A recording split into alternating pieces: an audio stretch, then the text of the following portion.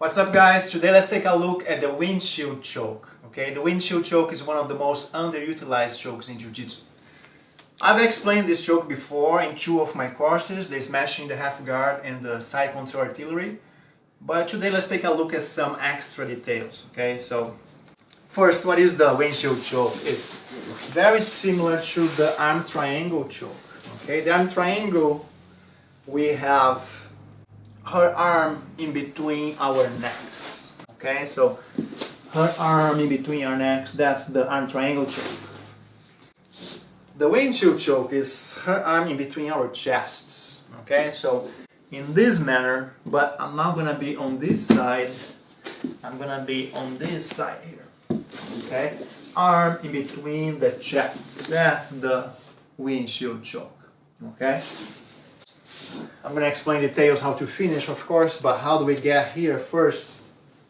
Usually comes from the reverse Kazagatame control, right? So let's say I'm passing her guard here, and for this choke I want her arms behind my back. So I'm passing in this type of manner, and her arms are behind my back. Anytime that her arms are behind my back, she will try to push me towards her hips. Right, so I'm too low by her hips in order to mount. It's easier for her to hip escape and recover. So anytime her arms are behind my back, I have to make sure I stretch her arms out. Right? I open up, I drag her arm with my elbow. I drag the arm that's close to my hip by moving my hip up towards her head, and always framing here on her leg. So if she tries to push me down, there is a frame, there is a structure there against her leg, making it harder for her to push me down. So always stretching both of her arms up so she doesn't push me down. I have this explained in the side control artillery course. Now, two ways. Since her arms are so stretched out, the mount here is not that hard to get. We can set up the choke from there. Also, if she tries to bridge into me, exploding, trying to escape from here, I can also loop around, and then we are in the windshield choke from side control. And as I said before, I could go to the mount here, and then I windshield my arm around, right? I windshield my arm around, getting my arm underneath her neck. And now her arm is in between our chests. Okay? Important, especially from the mount position, when I'm circling my arm around, I make sure that I don't miss her elbow. Right? So my armpit has to be below the elbow line. Okay?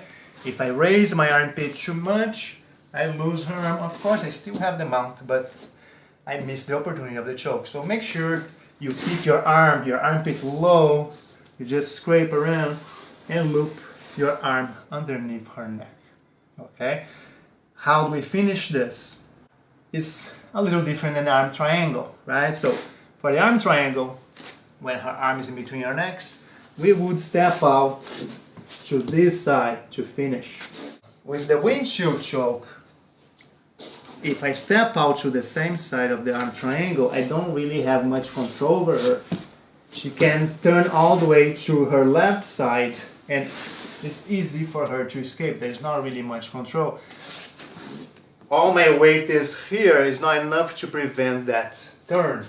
I want to have chest on chest, so instead of going to this side, I go to the other side of her body. And now my chest stays on top of her chest, making it much harder for her to turn away.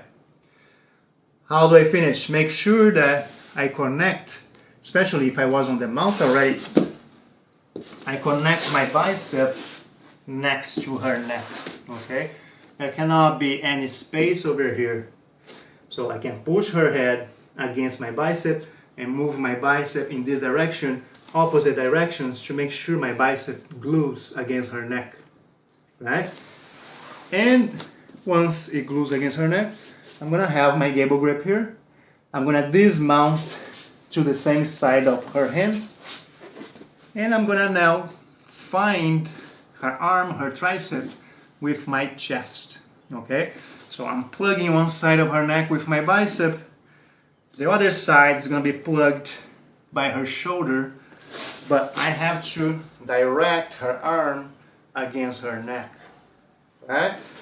If her arm is low like this, of course, there is all this disconnection. So my chest is going to have to find her tricep and drive her arm all the way up to plug the other side of her neck. Right? So as I dismount, I have my grip here. If she's forcing her arm down towards her belly button, I have to find that tricep with my chest, drive up, and now I have my elbow grip. My elbow here is checking her body to make everything connected. And I'm gonna drive forward pressure, trying to drive her shoulder against her neck and her bicep in front of her throat, right? All with my chest body weight pressure here as I squeeze my arm, my bicep against her neck. Keep my head also low because it prevents her from turning her head side to side, right? And maybe finding a gap to survive here. A lot of times when the person has tight shoulders, the person is gonna tap for a shoulder crunch, right? It feels like the shoulder is getting out of socket here. Before she gets choked out, she will feel on the shoulder. So keep my head low next to her head as I drive my chest on her tricep against her neck, right? That's the windshield choke.